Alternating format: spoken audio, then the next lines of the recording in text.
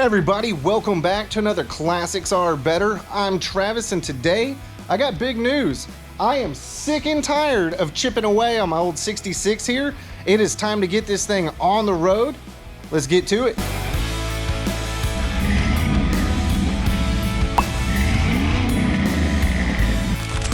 So like I said, my friends, I am tired of chipping away on old Bandit. I want to get this 66 back on the road where I can enjoy it. So a few weeks ago, I registered for C10 Nationals, even though this thing hasn't driven in over 2 years, even being out of the shop. But yeah, this video is gonna go over the last few weeks of me whipping this thing into shape, and then we're gonna go cruise it. Let's go. I am getting a new windshield. I am getting my back glass. It's gonna get a new gasket, so same glass, but a new gasket. This stuff's kind of beyond me, so I'm calling a guy to do it. I do not want to break this after going all the way to Summit and picking up this one. But yeah, it is a little rough if you guys haven't seen my windshield up close. I am very sad to be losing my 99 inspection stickers here, but I suppose it is what it is. We're gonna have to see about me trying to push this out for the glass guy coming in 30 minutes. And then I need to push the whole truck forward, I think, just so he can kind of get around. Gotta protect my beautiful paint.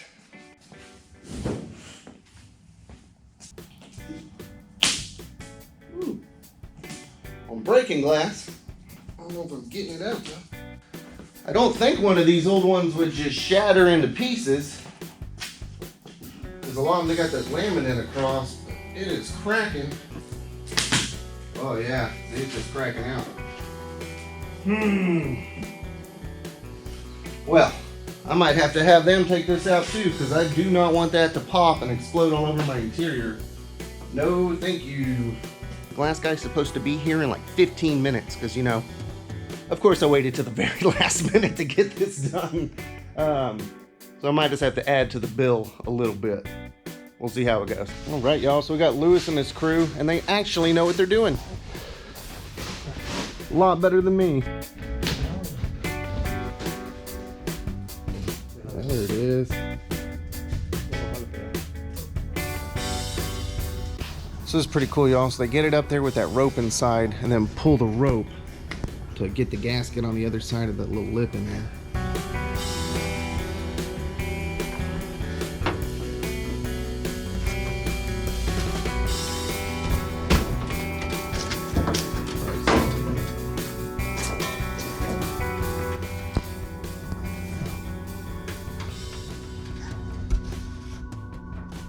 Well, I think Lewis did a really good job, so I'm glad that I kind of eliminated the trim and just went with the rubber gasket. I think it looks good with the paint job, etc. I'm going with here. And then on the back, looks nice, fresh and clean. I eliminated the chrome bead that had gone through it and just went with a black bead this time. And again, I think it looks nice and clean. Approved. The task for today is getting the wheels and tires off of here. I have a full set of new tires to put on. Nothing too crazy. It's the exact same ones that are on here, same brand and size, 265/40s. I think these look great, but they came off a marketplace, so the rear two tires are great, but the front two tires are horrible. They are like this. The truck before did not have an alignment, so I figured, hey, with 80+ pound wheels, better safe than sorry, and just buy a whole new set. So got to get these off again, run into town with them, get the new tires put on, get them all balanced and everything, and then hopefully old Bandit here will have some fresh rubber.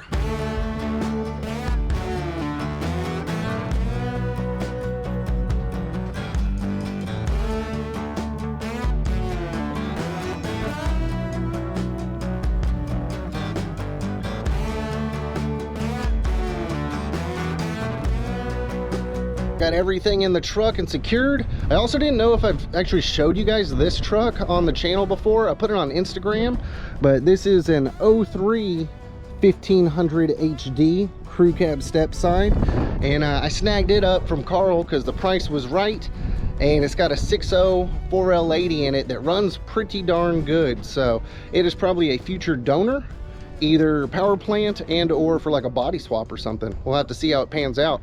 Right now I just like using it where it can get beat up, and I don't care.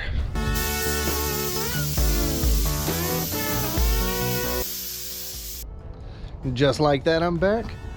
with fresh tires on wheels. And then I kept my best old tire just to try and maybe use as a future spare. Something like that. Why not, right? Well, one more surprise project on this thing. I had to pick up one of these Dakota Digital GSS 3000 kits.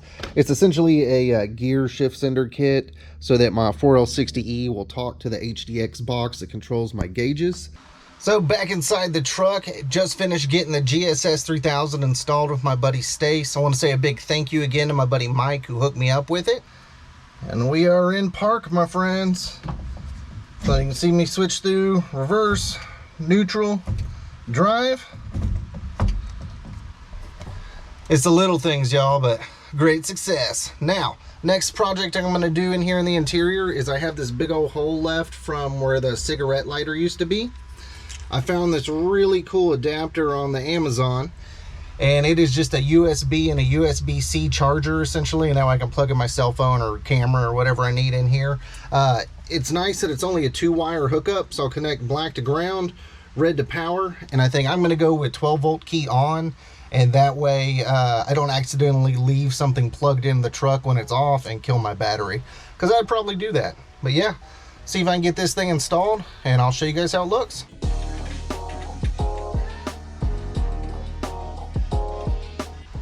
Got that USB charger in there. I think it looks pretty sharp. A little bit more good news in progress is I got the windshield wipers on here.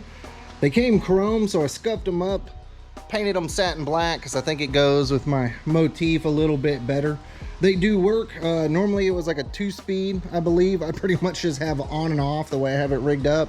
But I don't really plan on driving this in the rain so much. It's going to be more of one of those I got caught in the rain kind of situation. Okay, so I cannot wait anymore. I'm going to go ahead and take this thing on a couple laps around the neighborhood. I want to make sure that brakes do braking things, that the transmission shifts, that my lights are working, hoses are tight, that kind of stuff. So I know it's a really low bar to just go around the neighborhood a few times, but this truck hasn't seen sunlight in 2 years and some change.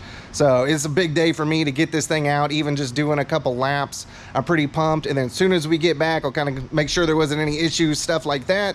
And then I got one more little thing for this truck to spice it up just a little bit. Let's go.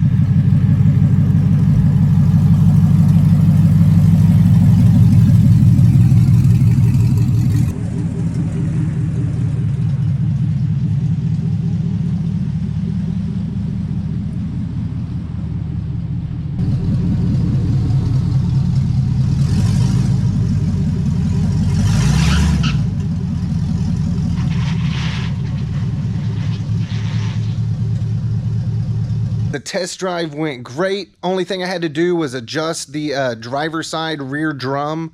When I got back, it was a little bit loose, and I could just kind of tell because I got manual brakes with those big old 22s, so it's kind of expected that they wouldn't be perfect, but tightened it up and it did a whole lot better. But overall, no real big concerns, at least yet.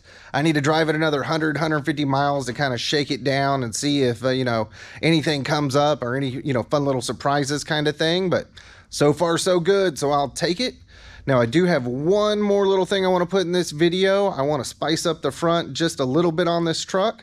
Let's get to it. One of the last things I've been wanting to do to the truck, kind of getting it ready to be done and for shows and stuff like that, is get the Chevrolet painted here in the grille black, just so it pops a little bit against that copper. Now, I have a video, you can check out the link up here in the corner, on my 1960 C10 where I did the same thing, and in a nutshell, I had to cover the whole front of the truck, tape over this, use an X-Acto knife and cut it all out real good, and then went through and rattle canned it, and it turned out really nice. It held up well for as long as I had the truck, but that is a lot of prep work, and I'm thinking there might be an easier way. I know a lot of you guys like me have seen out on the interwebs all of the like cartoon marker style trucks where they use like the acrylic and the oil-based markers to you know, basically make them look like a cartoon or whatever. Well, I thought, hey, that might work for me, so I picked up one of these paint pens. This one's oil. I did a quick Google and it said oil might be a little bit better for metal and holding up to UV and stuff like that versus acrylic. Now I do plan to put some shine juice over this in the future, but I thought, hey, let's see how this looks, if it's any better than doing the whole tape and cut it out approach. And then also I'll be the guinea pig and we'll see how long it lasts. It may be horrible or it might hold up pretty well. So again, let's check it out.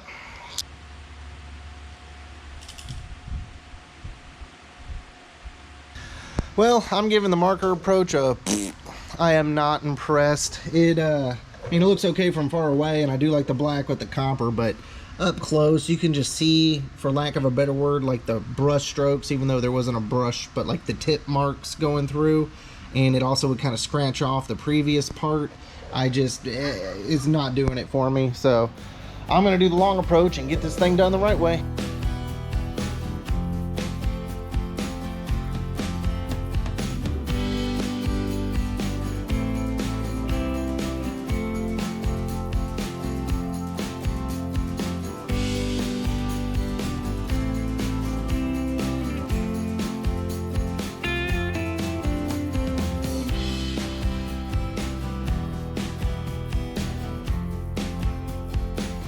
Good news, attempt number 2 was a success.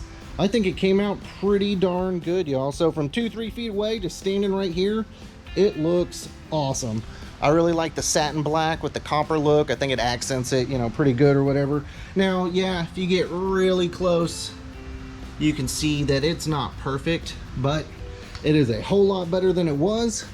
And that is kind of what we aim for around here. And just like that, Bandit is roadworthy. I am so pumped, y'all. Thank you so much for those of you that have been watching me fix this thing up, like I've been saying, over the last 2 years and some change. And even more so to the OG crew that was around when I had to fix this thing up when it still had the 305 in it and go cruising. That seemed like forever ago now. But I appreciate all of y'all out there that watch these things. Now I still need to get an alignment done on this. I need to get the exhaust in, and I need to get a bed floor made. But it is a running and driving truck now that I can go enjoy. So again, I am just pumped, and thank you guys for your support. As always, get out there, get wrenching when you can.